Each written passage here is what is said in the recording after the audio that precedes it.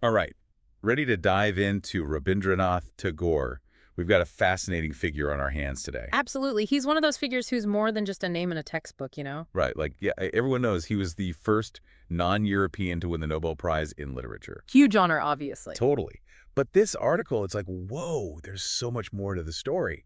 So let's ditch the headlines and dig into what really shaped this literary giant, shall we? Let's do it. I think to really get to Gore, we have to understand the forces that shaped his worldview early on. And this article mentions his upbringing wasn't exactly, what's the word?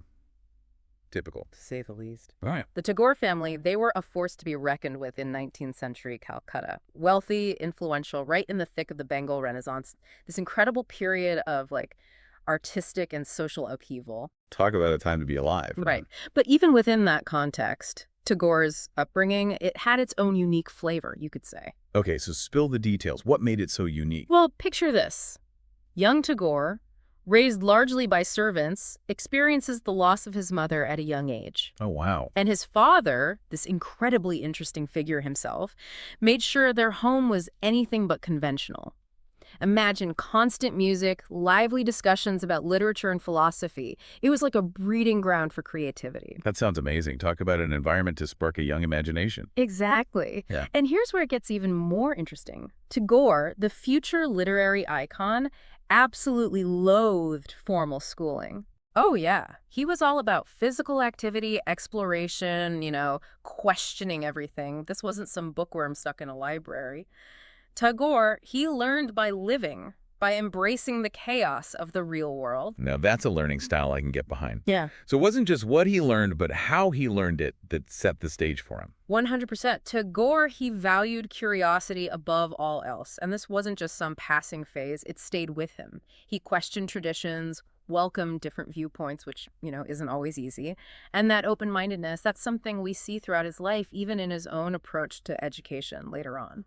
Speaking of diverse viewpoints, this article mentioned Tagore was fascinated by Sikhism, which I thought was really interesting. It's a detail you might not expect. Yeah, definitely not what I was expecting.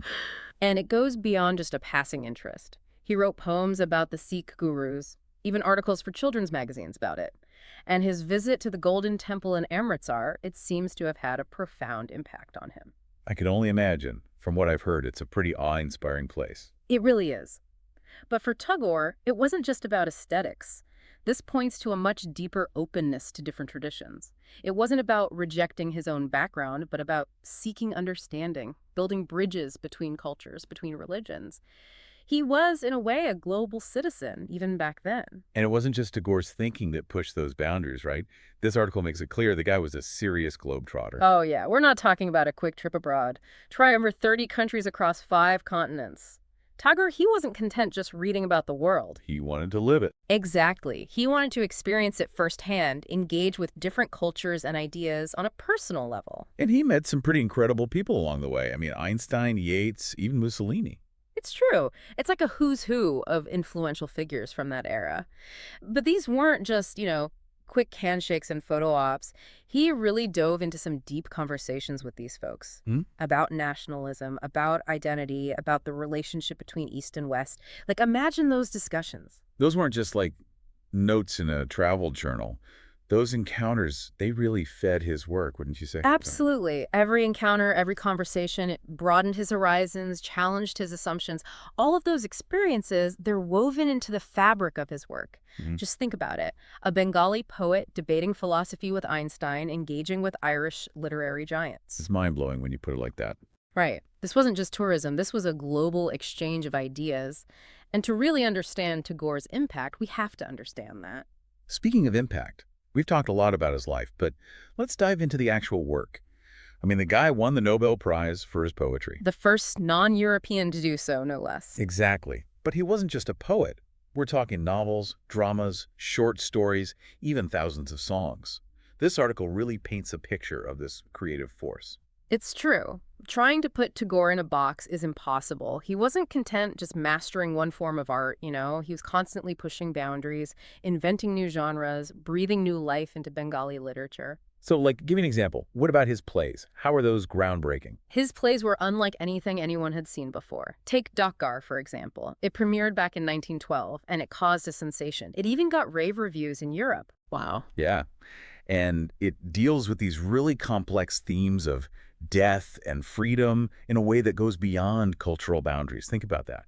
A Bengali play captivating audiences in the West over a century ago. It's incredible. And this theme of connecting across cultures, it feels like it's at the heart of everything Tagore did. We're right. It really is. He had this incredible knack for tapping into those universal human experiences, Yeah. love, loss, longing, the search for meaning. These are things that resonate with people no matter where they come from. And there's this other interesting thing from the article. He achieved all of this while apparently hating boring lectures and rote learning. Makes you wonder if he ever even used a flashcard right now. It makes you think, doesn't it? It wasn't just him being difficult, though. This aversion to traditional education, it came from a really deep-seated belief that real learning has to be active, experiential. So he wasn't just being difficult. No, not at all. It makes you wonder, though, how different our education system might look if it really embraced this philosophy, of exploration and discovery. Absolutely. And it's interesting. The article mentions he founded his own school, Visva. He called it a world center for the study of humanity. It's like he took those frustrations with traditional learning and built his ideal learning environment. You got it. He poured his heart and soul into Visva. He even donated his Nobel Prize money to the institution. Oh, that's dedication. It really is. This wasn't some vanity project for Tagore. It was a testament to his belief in the power of experiential learning, of fostering a love of knowledge and understanding across cultures. And it perfectly captures this theme we've been seeing throughout his life. Breaking down barriers, challenging the status quo. Okay, so we've got this incredible life, this mind-blowing body of work. But for someone listening to this a century later, what's the takeaway? Why does Tagore still matter today? That's the million-dollar question, isn't it? Mm. To me, Tagore's life, his work, it's a powerful reminder to think beyond those narrow definitions, those boxes we put ourselves in. He challenges us to question our assumptions about ourselves, about our nations, about art itself. He urges us to embrace those different perspectives, right? Yeah. Even if they make us uncomfortable sometimes. Precisely. And what makes his message even more powerful is that Tagore himself lived through some really turbulent times. In fact, you know what the article mentioned? His Nobel Prize medal was stolen. It really makes you think about what matters, doesn't it? It does. I mean, the Nobel Prize, that's a huge honor. But it's Tagore's legacy, his work, his ideas. Yeah. That's what continues to resonate today. Absolutely. It really underscores this idea that the most valuable things in life, they're often intangible. The stories we tell, the connections we make, the compassion we cultivate, those are the things that truly leave a mark on the world. So after taking this deep dive into his life, his work, everything, what do you think is the biggest takeaway from Tagore's story? What can we learn from this poet, writer, musician, philosopher, educator? The list goes on. He was a man of many talents, that's for sure. I think that Tagore really exemplifies the power of embracing a multifaceted life. Life isn't about staying in one lane. It's about continuous exploration, constantly searching for a deeper understanding. And Tagore, he never stopped questioning, never stopped challenging the status quo. And he used his art in all its forms to inspire others to do the same. He really embodied that idea that we can all be polymaths in our own way, right? Yeah. Pursue our passions, however many we have, and use them to make a difference. Exactly. And that, I believe, is the true legacy of Rabindranath Tagore. He left behind a legacy that continues to challenge us, to inspire us, to remind us that we're all capable of so much more than we often think. What a powerful thought to end on.